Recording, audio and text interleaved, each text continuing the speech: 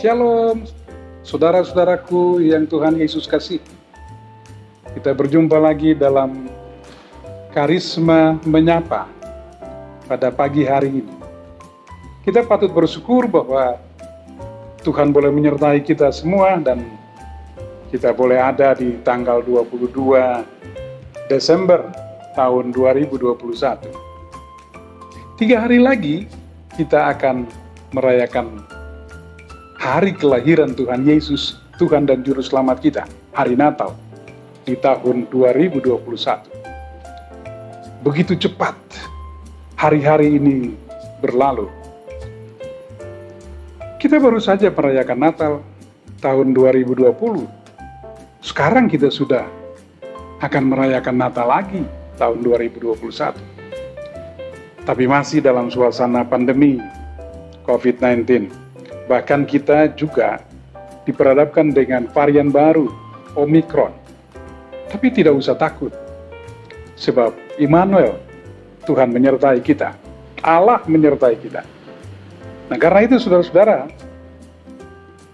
saya mau bertanya untuk kita semua, bagaimana dengan keadaan kita pada saat ini? Apa yang kita rasakan di Minggu Advent yang keempat ini, saudara?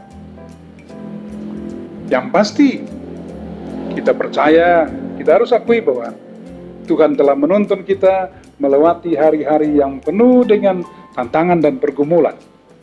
Baik itu menyangkut dengan ekonomi, menyangkut dengan kesehatan, dan masalah-masalah sosial yang lain. Satu hal yang pasti, Tuhan tidak pernah membiarkan kita yang selalu berharap kepadanya. Saudara-saudaraku, di minggu Advent, khususnya minggu Advent, minggu penantian akan damai dari Allah itu. Maka kita boleh bersyukur bersama-sama, di mana hari-hari yang kita lewati ini berubah begitu cepat.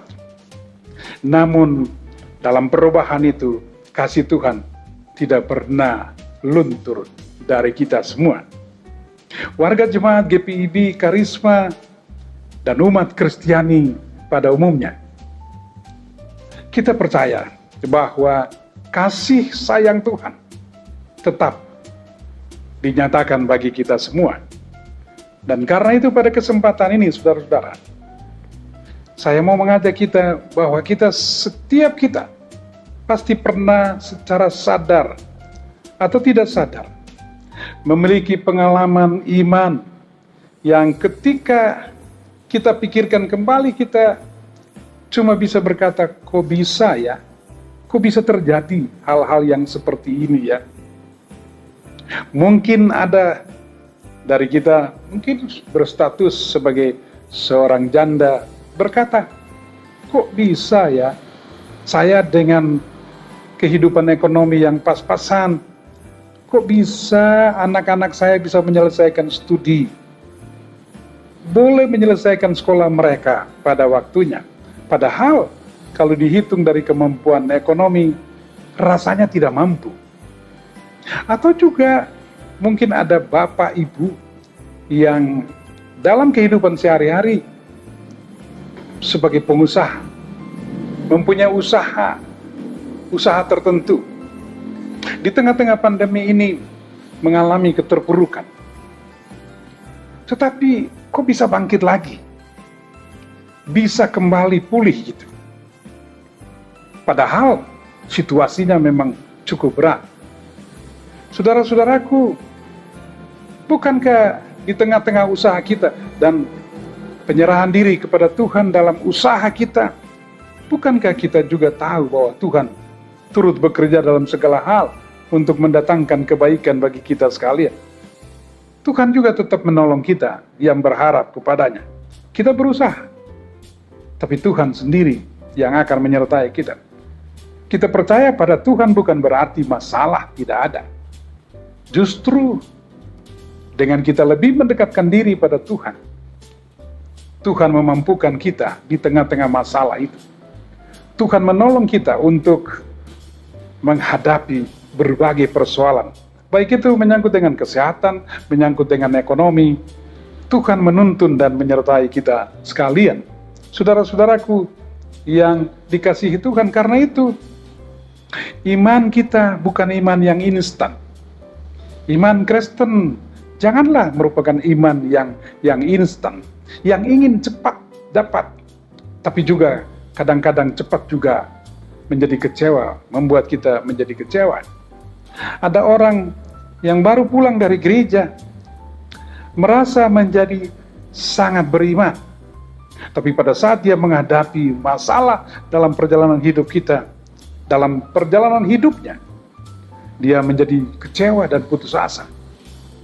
Dia berpikir bahwa kalau dia ke gereja dan dia berdoa, Tuhan pasti menolongnya. Dia tidak akan mengalami kesulitan. Tidak seperti itu, saudaraku. Seringkali kita semakin banyak beribadah, semakin mendekatkan diri pada Tuhan, semakin banyak juga ujian terhadap iman kita. Dan di situ kita diuji apakah kita tetap setia pada Tuhan ataukah tidak. Saudara-saudaraku yang Tuhan Yesus kasih, juga kadang-kadang dalam menghadapi masalah kesehatan misalnya, seringkali kita sudah berdoa dan berdoa, tetapi sakit kita semakin parah, lalu kita kecewa dan putus asa. Apakah begitu kehidupan orang beriman? Saya kira tidak. Dalam menghadapi semuanya itu, sebagai orang beriman, kita tetap setia kepada Tuhan. Kita tetap tahan uji, seperti apa yang dialami oleh Ayub. Ayub dalam menghadapi pergumulannya, dia tetap setia pada Tuhannya. Dia katakan sama istrinya, apakah yang senang itu saja kita terima dari Allah, yang susah tidak. Dia mengajak kita untuk tetap setia pada Tuhan itu. Saudara-saudaraku, itulah iman yang sejati, yang ditunjukkan, yang disampaikan oleh Ayub kepada kita. Iman sejati membuat kita mengerti apa yang Tuhan mau, apa yang Tuhan maksudkan dalam kehidupan kita. Roma pasal 5. Kalau kita baca di dalam Roma pasal 5 ayat 3 sampai dengan ayat 5. Itu bercerita tentang, itu Paulus mau mengatakan tentang kesengsaraan itu menimbulkan ketekunan, dan ketekunan menimbulkan tahan uji, dan tahan uji, kata Paulus, menimbulkan pengharapan. Dan pengharapan juga, kata Paulus, tidak mengecewakan. Karena itu, saudaraku, banyak contoh dalam Alkitab menggambarkan iman yang sejati. Salah satunya yang tadi saya katakan, Ayub dalam kesengsaraannya. Dia tetap tahan. Dia tetap tahan uji dan selalu berpengharapan, saudara-saudaraku. Kalau saja Ayub imannya hanya iman yang instan, ketika dia ditimpa masalah, dia pasti bilang, kenapa aku Tuhan? Karena aku sudah berdoa, sudah rajin berdoa, aku sudah rajin beribadah, rajin memberikan persembahan, aku orang saleh. Tapi kenapa demikian? Ayub tidak seperti itu. Ayub tetap setia pada Tuhannya, walaupun dia mengalami ujian yang sungguh luar biasa, bahkan berlipat ganda dia dapatkan hasilnya, karena imannya kepada Tuhan, saudaraku. Saya mau bercerita tentang seorang pelari yang kisahnya menginspirasi. Saudaraku, mungkin pernah kita mendengar cerita tentang seorang pelari yang bernama John Akhwari, pelari maraton dari Tanzania, yang paling akhir tiba di garis finish pada Olimpiade tahun 1968 di Meksiko. Sebelumnya, saudaraku, tak pernah ada seorang pelari yang sampai di garis finish begitu lama waktunya. Sebelumnya belum ada. Karena terluka dalam perjalanan. Waktu dia berlomba itu, dia terluka. Ia berjalan bertati-tati masuk stadion dengan kaki yang berdarah dan dibalut. Ketika ditanya mengapa ia terus berlari walaupun kakinya terluka, Akhwari menjawab, negara saya tidak mengirim saya ke Meksiko hanya untuk memulai perlombaan. Mereka mengirim saya ke Meksiko. Mereka mengirim saya ke sini untuk menyelesaikan pertandingan. Bukan memulai perlombaan, tapi menyelesaikan pertandingan. Sikap atlet ini seharusnya menjadi teladan kita. Teladan bagi kita yang sedang mengalami kesulitan, menghadapi pergumulan dan kesulitan, saudaraku. Kita harus sadar bahwa kesulitan-kesulitan yang kita hadapi, saudaraku, sebenarnya dengan Tuhan kita bisa menyelesaikan. Bisa saja, saudara-saudara, kita berpikir bahwa Tuhan bisa menyelesaikan semuanya. Tapi rupanya Tuhan berpikir yang lain. Tuhan ingin melihat kesungguhan kita. Tuhan ingin melihat kesungguhan kita melewati ini semua. Dengan doa, kita beroleh pengharapan. Dengan doa dan penyerahan diri pada Tuhan, kita beroleh pengharapan, saudaraku. Seperti si pelari John Akhware. Si pelari tadi dari Tanzania. Dia sampai ke garis finish. Walaupun dia dalam kondisi cedera, tapi dia berusaha untuk sampai ke garis finish. Dan itu terjadi.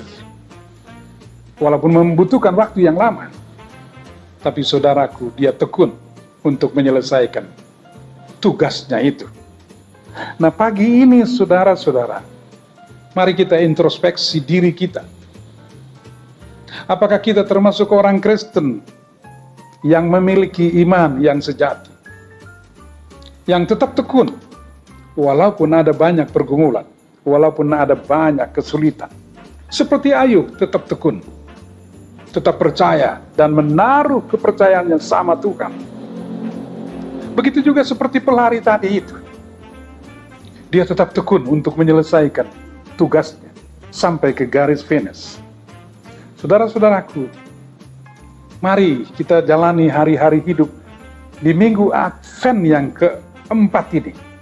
Sekaligus juga, saudara-saudaraku, kita bersama-sama mempersiapkan diri untuk merayakan Natal Kristus. Tapi jangan lupa, saudara-saudara, hari ini kaum ibu Indonesia, kaum perempuan Indonesia, kita bersama-sama tahu bahwa kaum perempuan Indonesia juga merayakan Hari Ibu. Dan Hari Ibu untuk tahun 2021 ini, Hari Ibu ke-93, bertemakan perempuan berdaya Indonesia maju. Karena itu kita menaruh harapan sepenuhnya juga pada perempuan Indonesia, ibu-ibu Indonesia yang punya peran yang luar biasa dalam rangka membentuk generasi-generasi penerus, generasi yang akan datang sebagai generasi pelanjut dalam mengisi kemerdekaan bangsa ini, dalam berperan aktif untuk membangun bangsa ini sekarang dan waktu-waktu yang akan datang. Dan karena itu ibu-ibu mempersiapkan generasi selanjutnya. Mari saudara-saudaraku, kami menyampaikan selamat Hari Ibu kepada kaum ibu Indonesia. Dan selamat menyongsong hari Natal bagi kita semua sebagai umat yang beriman kepada Tuhan. Mari kita merayakan Natal Kristus dengan penuh pengharapan bahwa Tuhan, Juru Selamat kita, senantiasa menyertai kita dalam seluruh persoalan hidup. Percayalah, Omikron memang menakutkan. Varian baru Omikron memang menakutkan. Tetapi jangan lupa bahwa ada satu varian yang luar biasa yang akan membuat kita semangat, membuat kita penuh dengan keyakinan. Varian itu saya namakan varian Immanuel. Tuhan menyertai kita. Selamat Hari Natal. Tuhan Yesus memberkati kita sekalian. Shalom. Amin. Mari berdoa. Tuhan Yesus, kami sungguh bersyukur. Kami berterima kasih bahwa kesempatan ini kami juga boleh mengingat rayakan Hari Ibu yang ke-93. Tuhan berkati ibu-ibu Indonesia. Tuhan berkati kaum perempuan Indonesia. Tuhan memberkati kami semua. Dan Tuhan memberkati juga kami umat-Mu dalam menghadapi situasi dan kondisi sekarang ini. Menyongsong hari Natal, Tuhan berikan kami semangat. Berkati panitia pelaksana perayaan Natal tahun 2021. Baik itu di GPIB Karisma, tapi juga di tempat-tempat yang lain. Bahkan panitia Natal Nasional. Kami mohon agar Tuhan berkati dan Tuhan sertai. Tuhan berkati orang-orang muda, orang-orang tua. Tuhan berkati kaum perempuan, kaum ibu Indonesia. Tuhan, kami juga berdoa bagi mereka yang mengalami musibah bencana alam. Erupsi Gunung Semeru. Tuhan sertai dan Tuhan berkati juga upaya-upaya untuk menolong mereka yang mengalami bencana. Tuhan tolong, Tuhan sertai. Baik itu pihak pemerintah dan juga elemen-elemen bangsa ini yang berusaha untuk meringankan beban bagi saudara-saudara kami yang mengalami berbagai musibah ini. Tuhan tolong, Tuhan sertai. Juga mereka yang sedang berada dalam kesulitan karena masalah ekonomi.